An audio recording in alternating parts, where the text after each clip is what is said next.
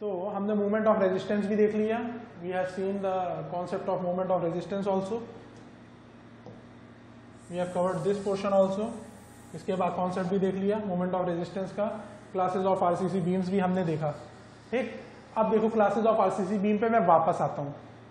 ये जो देख रहे हो ना प्रबलित कंक्रीट धरन की, ये जो हम लोगों ने बैलेंस सेक्शन और ये सारी चीजें देखी थी, इस पे मैं वापस आता हूँ और अब देखो लिंक करता हूँ चीजों को लिंक करता हूँ। देखो कैसे, हमने XA निकालने का मेथड देख लिया, XC निकालने का मेथड देख लिया। इट मींस के हम लोगों ने critical depth of neutral axis निकालने का मेथड भी देख लिया और actual depth of neutral axis निकालने का मेथड भी देख लिया।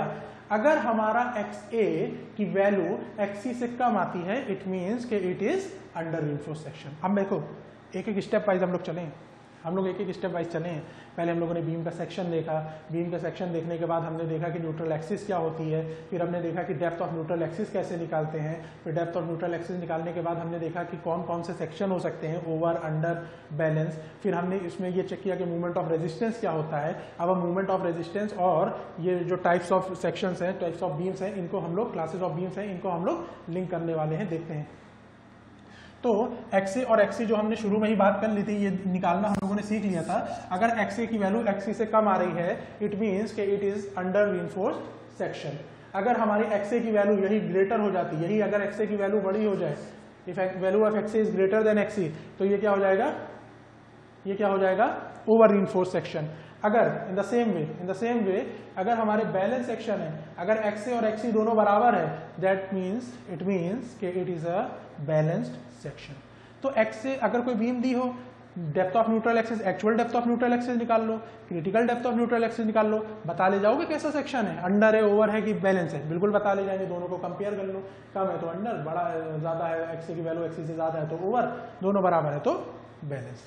अब हमने लिंक कर दिया इन लोगों को कि balance, under reinforced, over reinforced और बैलेंस सेक्शन की हेल्प से critical depth of neutral axis और actual depth of neutral axis से कैसे बता सकते हैं, वो हमने लिंक कर दिया। अभी भी कहानी खत्म नहीं हुई।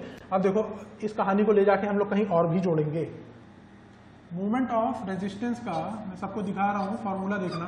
कंप्रेशन साइड से जब हम लेकर चल रहे थे तो हमारे पास निकल कर आया था क्या, B into XA into CA by 2 multiplication of किसका, D माइनस XA बाई 3, ठीक। और मूवमेंट ऑफ रेजिस्टेंस का एक और निकल कर आया, क्या निकल कर आया था, TA into AST into D minus XA by 3, ठीक। ये हमारे पास दो फॉर्मूले निकल कर आए मूवमेंट ऑफ रेजिस्टेंस निकालने के। अब एक अलग चीज भी करने वाला हूं मैं, दूसरी चीज भी यहाँ पे लिख दे रहा हूँ। क्या चीज लिख दे रहा हूँ, देखना कहाँ से उठा रहा हूँ मैं, यहाँ से उठा रहा हूँ कि जब हमने अंडर इन्फोर्स की बात की थी तो ये लिया था, CA was less than sigma CBC और TA was equal to sigma ST। लिख रहा हूं, देखना पहला था फॉर अंडर इन्फोर्स वाली कहानी में यहाँ पे लिख रहा हूं, for under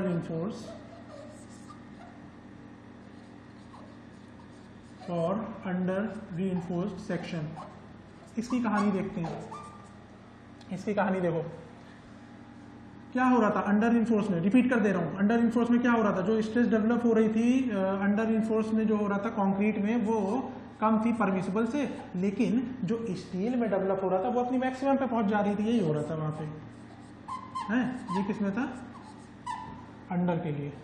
over enforce section के लिए क्या था, ओवर इन्फोर्स के लिए क्या था, ओवर रीइंफोर्स सेक्शन के लिए क्या था, उसमें क्या हो रहा था कि ओवर रीइंफोर्स में जो कंक्रीट में स्ट्रेस डेवलप हो रही थी वो सिग्मा CBC यहाँ पे थी, ये बराबर पहुंच जा रही थी, और TA was less than sigma ST। अब देखो मैं लिंक करने वाला हूँ मूवमेंट ऑफ रेजिस्टेंस को और क्लासेस ऑफ RCC बीम्स को, मतलब अंडर, ओवर और बैलेंस सेक्शन को मैं लिंक करने वाला हूँ मूवमेंट ऑफ रेजिस्टेंस से, कि इनका इस्तेमाल इसमें कैसे करना है वो मैं दिखाने वाला हूँ, इसलिए मैं साथ में लिख रहा हूँ। तीसरा देखो, what was the third one, for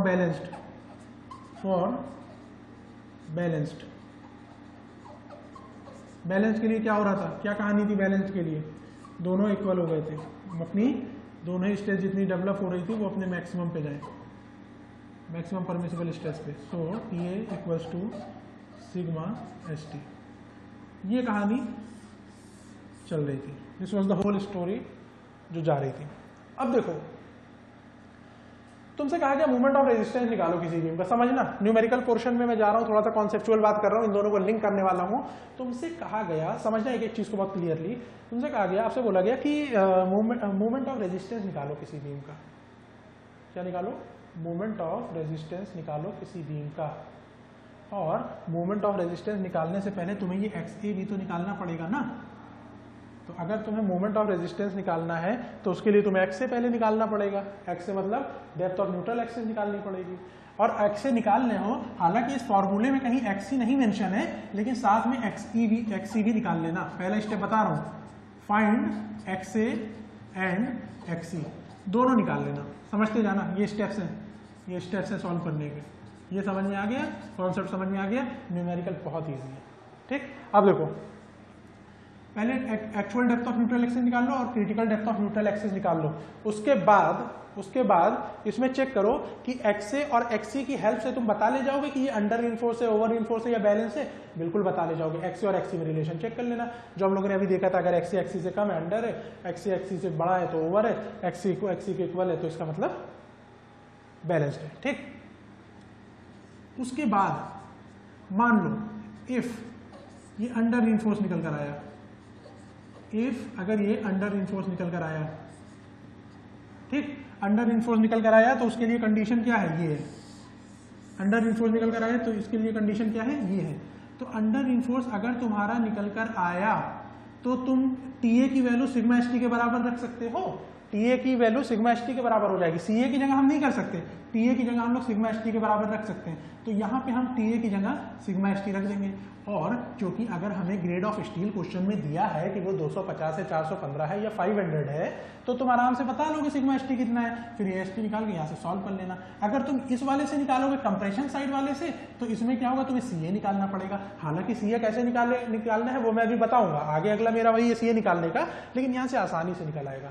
ठीक, अब देखो अगर मान लो इफ ओवर रिइंफोर्स है, एक्सी एक्सी निकाला और वहां से मैं अंडर रिइंफोर्स पता चला तो हमने ये किया। अगर ओवर रिइंफोर्स है, अगर ओवर रिइंफोर्स सेक्शन है तो उस केस में हम क्या करेंगे? उस केस में हम क्या करेंगे कि ये देखो,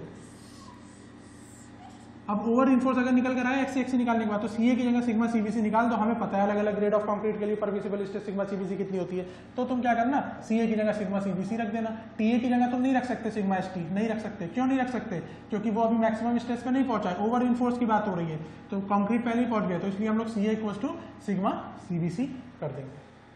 और जैसे ही तुम CA equal to sigma CBC करोगे, जैसे ही तुम C equal to sigma CBC करोगे, यहाँ पे सिग्मा सीबीसी रख दो, तुम्हें सारी वैल्यू पता चल जाएंगे। एक्स से तुम निकाल चुके थे, डेप्थ दी होगी, बी पता है, एक्स से वैल्यू निकाल ही चुके थे। सी ए की जगह सिग्मा सीबीसी रख दो, मोमेंट ऑफ रेजिस्टेंस तुम्हें निकल आएगा। तो ये बहुत ही बेसिक्स कॉन्सेप्ट है, इन सबको एक दूसरे से लिंक करना है, समझ के फिर देखना है सारी चीजों को। अब देखो आगे, मान लो ये बैलेंस सेक्शन होता, थर्ड केस डेवलप होता इफ बैलेंस। अगर ये हमारा बैलेंस सेक्शन होता, उस केस में क्या होता? कुछ नहीं होता। उस केस में तो मामला और भी आसान हो जाता। फिर हम एमआर यहां से भी निकाल सकते थे, एमआर यहां से भी निकाल सकते थे, सीए की जगह सिग्मा सीबीसी यहां भी रख सकते थे, टीए की जगह सिग्मा एसटी की वैल्यू यहां रख देते। और सिग्मा सीबीसी की वैल्यू में कैसे पता होगी? ग्रेड ऑफ कंक्रीट हमें दिया होगा, हमने पता है परमिसिबल स्ट्रेस अलग अलग ग्रेड ऑफ कंक्रीट के लिए क्या होती है। सिग्मा एसटी स्टील का ग्रेड दिया होगा, हमें पता है अलग अलग ग्रेड के लिए स्टील में स्ट्रेस की वैल्यू क्या होती है। तो ये तरीका था इसको निकालने का।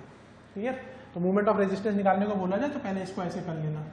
और अगर तुमसे क्वेश्चन में सीधे ये दे दिया जाए, अब देखो एक सीए निकालने का मैं एक तरीका बता दूं। अगर सीए ना दिया हो, सीए अगर ना दिया हो तो उस केस में हम क्या करेंगे, उसकी बात मैं कर लेता हूं।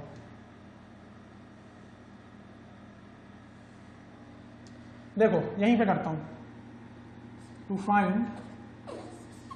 फाइंड सी ए। अब हमें सीए निकालना है। हमें मान लो क्वेश्चन में सीए नहीं दिया हुआ है, हमें सीए निकालना है। क्या करें? ये वाला ट्रायंगल देखो एंड लुक दिस ट्रायंगल। ये दो ट्रायंगल है हमारे पास, दोनों ही क्या है? सिमिलर ट्रायंगल है। सिमिलर ट्रायंगल है, इसका मतलब हम किन्हीं भी दो साइड के रेशियो को इक्वल कर सकते हैं। तो हम क्या कर रहे हैं? This C A upon X A, C A upon X A equals to what? T A upon M T A upon M divided by D minus X A, मतलब ये और ये D minus X A. Clear? तो इसको हम और क्या लिख सकते हैं, थोड़ा सा रफ कर दे रहा हूं मैं वहां पे। इसको हम और क्या लिख सकते हैं, इसको हम और क्या लिख सकते हैं, देखो देखना और बताना इसमें और क्या लिखा जा सकता है। इसी को C A equals to T A upon M into